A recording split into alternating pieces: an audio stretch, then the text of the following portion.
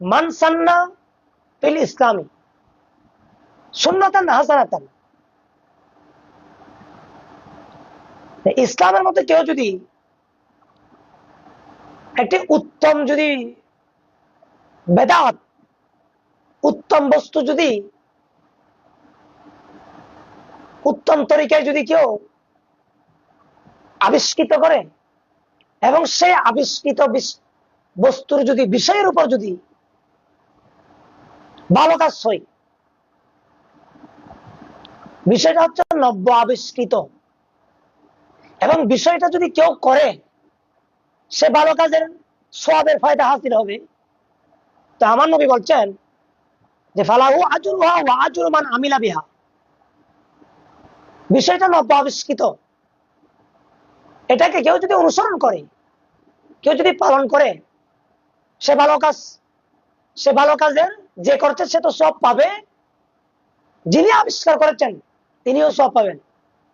তাহলে বুঝতে পারছেন বিষয়টা হচ্ছে নব্য আবিষ্কৃত, বিষয়টা আবিষ্কৃত করার কারণে দুজন সব পাচ্ছে, একজন হচ্ছে যিনি আবিষ্কার করছেন, অপরজন হচ্ছে আবিষ্কার করার কারণে যিনি আমল করছেন। ফালাহু আজরুহা ওয়া আজরু মান আমিলা বিহা মিন বাদিহি মিন গায়রি আইয়ান কুসা মিন উজুরিহিম শাইউন।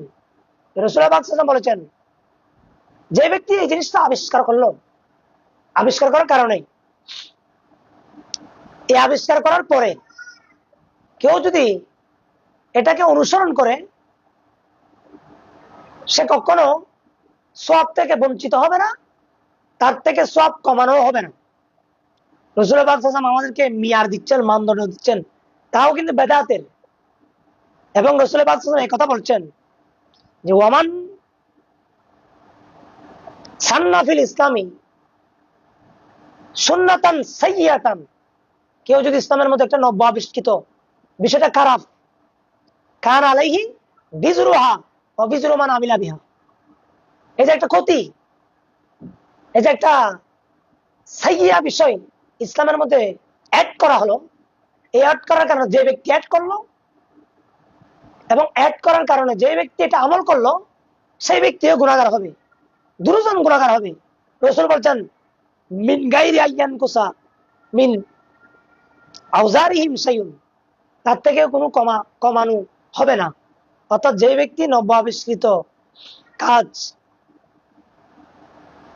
করলো, আবার যে নব্য আবিষ্কৃতকে অনুসরণ করে আমল করলো, দুজন গুনাহগার।